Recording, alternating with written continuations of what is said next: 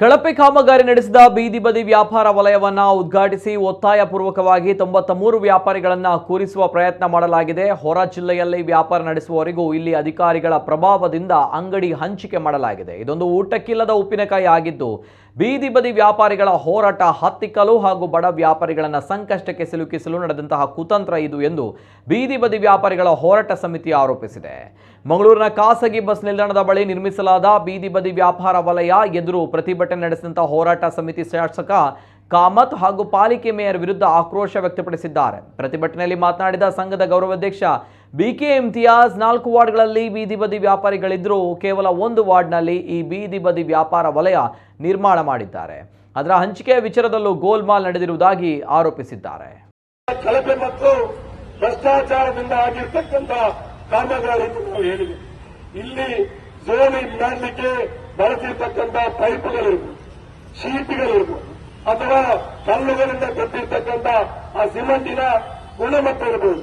ಇದೆಲ್ಲವನ್ನ ಕೂಡ ಪರಿಶೀಲನೆ ಮಾಡಿ ನಾವು ಮಹಾನಗರ ಪಾಲಿಕೆ ಗಮನಕ್ಕೆ ತಂದಿದೆ.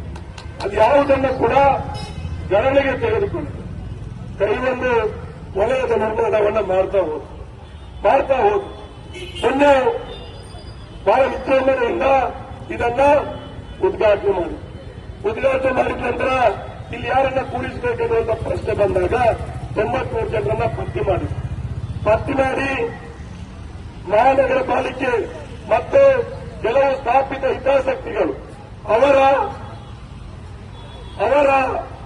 ಹಿತಕ್ಕೋಸ್ಕರ ಮತ್ತು ಬಡ ಬೀದಿ ಬದಿ ವ್ಯಾಪಾರಿಗಳನ್ನ ಬಲಿ ಮಾಡಬೇಕೆನ್ನುವ ಕಾರಣಕ್ಕಾಗಿ ಅಧಿಕಾರಸ್ಥರ ಮತ್ತು ಅಧಿಕಾರಿಗಳ ಜೊತೆ ನಂಟನ್ನು ಬೆಳೆಸಿಕೊಂಡು ಈ ಒಂದು ಬೀದಿ ಬದಿ ವ್ಯಾಪಾರಿಗಳು 93 ಜನ ಏನಿದ್ದಾರೆ